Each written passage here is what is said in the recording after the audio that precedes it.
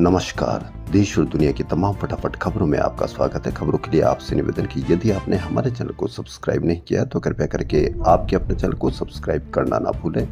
आप सब्सक्राइब करते हैं तो हमें हिम्मत होती है सही और सच्ची खबरें आप तक पहुंचाने की। तो क्या है आज की बड़ी खबरें? कोर्ट का केंद्र से सवाल, क्या मुस्लिमों को हिंदू धार्मिक ट्रस्ट में शामिल करेंगे? जी हां, वक्फ संशोधन बिल पर यह एक बहस चली, उसमें टिप्पणी की गई।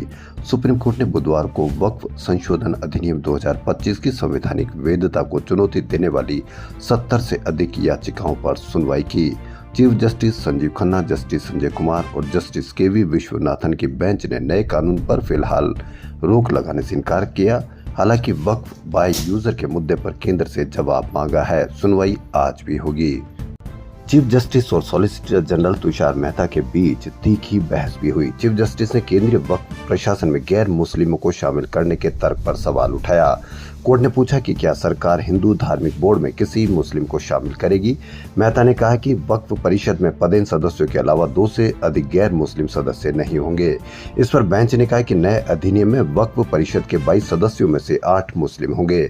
इसमें 2 ऐसे जज हो सकते हैं जो मुस्लिम न हो। ऐसे में बहुमत गैर मुस्लिमों का होगा। इससे संस्था का धार्मिक चरित्र कैसे बचेगा?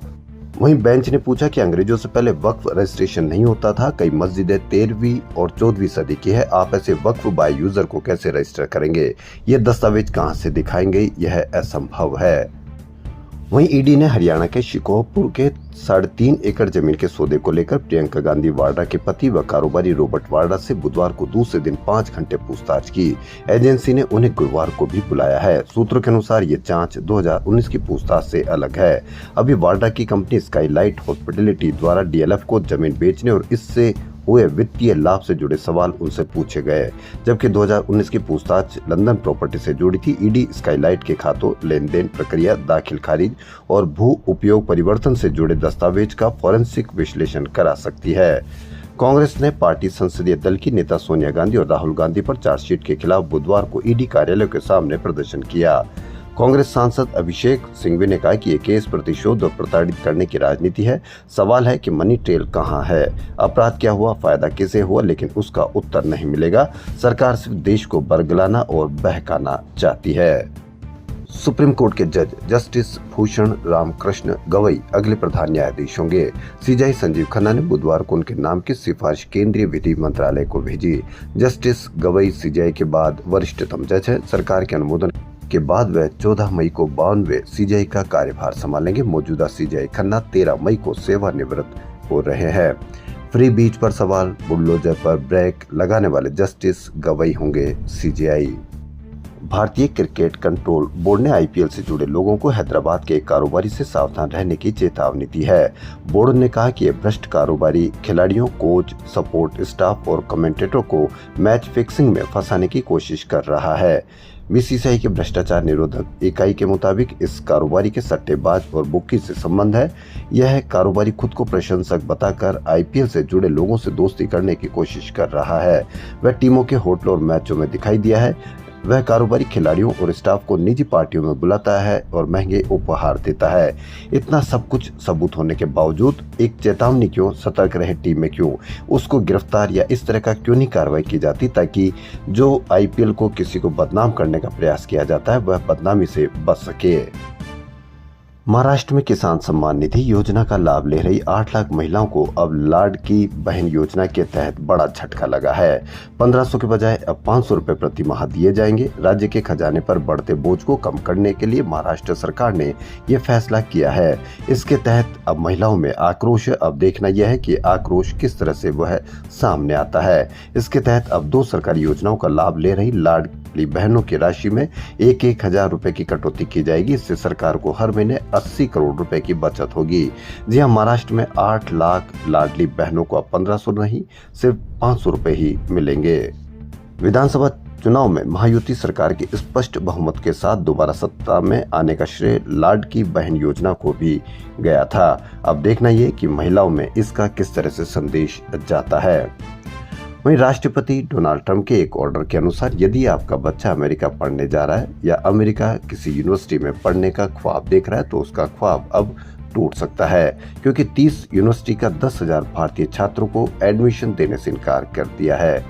राष्ट्रपति डोनाल्ड ट्रंप के ऑर्डर भारतीय छात्रों के अमेरिकन ड्रीम को दुस्वप्न में तब्दील कर रहे हैं। भास्कर पड़ताल में आया कि Yale, Brown, Cornell, Stanford, Boston और वॉशिंगटन जैसी 30 यूनिवर्सिटी ने इस साल लगभग 10,000 भारतीय छात्रों को एडमिशन देने से इनकार कर दिया। इन छात्रों ने साइंस, आर्ट्स और कॉमर्स संकाय में आवेदन किया था। अमेरिका और चीन के बीच चल रहा टैरिफ वार अब बदले की कार्रवाई में बदल गया है। बुधवार को व्हाइट हाउस ने बताया कि अमेरिका ने चीन पर टैरिफ दर 145% से बढ़ाकर 245 कर दी है। यह प्रतिशोधात्मक शुल्क है जो चीन द्वारा अमेरिका के खिलाफ उठाए गए कदमों का जवाब है। हालांकि यह टैरिफ बढ़ोतरी किन चाइनीज सामानों पर हुई, व्हाइट हाउस ने यह नहीं बताया। उधर ट्रंप के इस कदम के जवाब में चीन के विदेश मंत्रालय के प्रवक्ता लिन जियान ने कहा कि अमेरिका ब्लैकमेलिंग बंद करे, टैरिफ का एक रेट बता दे। यदि अमेरिका सच में बातचीत से मुद्दा सुलझाना चाहता है तो उसे दबाव बनाना, डराना बंद कर देना चाहिए। बता दें कि एक दिन पहले ही चीन ने अमेरिका विमान कंपनी बोइंग के साथ बड़े सौदे से पीछे हटने का ऐलान किया था। उसने रेयर अर्थ मटेरियल्स का निर्यात भी रोका है। टैरिफ वार का असर, सोना नए शिखर पर 10 ग्राम का रेट 95,000 रुपए के पार चला गया। जी हां, अब आप न तो मंगलसूत्र बनवा सकते, न ही कोई आपको इसको चुरा सकता है। आप दोनों ही चीजों से फ्री हो गए। भारत में एलॉन मस्क की स्टारलिंक की एंट्री जल्द हो सकती है। वाणिज्य मंत्री पीयूष गोयल ने बुधवार को नई दिल्ली में कंपनी के शीर्ष अधिकारियों से मुलाकात की। इस मौके पर स्टारलिंक द्वारा भारत में भविष्य की निवेश योजनाओं पर चर्चा हुई। इसमें स्टारलिंक के सीनियर डायरेक्टर रेयान गुडनाइट और वाइस प्रेसिडेंट चार्ड गिब्स के साथ कंपनी का एक प्रतिनिधिमंडल शामिल हुआ। कहीं इसकी कोई बड़ी चर्चा देखी नहीं देखी। मूडीज ने यदि जीडीपी का अनुमान बढ़ा देता तो पूरे मीडिया पर कितनी बड़ी चर्चा होती, इसका आप अंदाजा लगा सकते हैं। लेकिन मूडीज ने जीडीपी अनुमान घटाया 5.5 से 6.5% किया। इसकी कोई खबर नहीं, छोटी सी खबर मीडिया पर। अंतर्राष्ट्रीय रिसर्च फर्म मूडीज ने साल 2025 के लिए भारतीय अर्थव्यवस्था को लेकर किए अनुमान को घटाकर 5.5 से 6.5% कर दिया है। फरवरी में मूडीज ने भारत की जीडीपी में 6.6% की वृद्धि का अनुमान लगाया था। रिपोर्ट में अमेरिका द्वारा लगाए गए टैरिफ को सुस्ती की वजह बताया है। इससे निवेश में कमी और वैश्विक मंदी का खतरा बढ़ने की आशंका है। लेकिन आप कहीं पर भी मीडिया पर इसकी कोई खबर न देखेंगे। खबर में आपको मिलेगा क्या, यह आप अगर नहीं मानते या नहीं जानते तो आप शाम को इस तरह की आज मेन स्ट्रीम मीडिया देखिए कि क्या उसमें जीडीपी का अनुमान के बारे में कोई खबर है, या गोल्ड की कीमतों में बढ़ती हुई की कोई खबर है, या स्टारलिंक भारत में आने के लिए तैयार है, इसकी कोई खबर है नहीं होगी। प्रधानमंत्री नरेंद्र मोदी द्वारा कटरा कश्मीर ट्रेन सेवा का उद्घाटन खराब मौसम के कारण स्थगित कर दिया गया। यह उद्घाटन 19 अप्रैल को होना था। पीएम को उधमपुर रक्षा हवाई अड्डे पर उतरकर चिनाब रेल पुल का उद्घाटन करना था।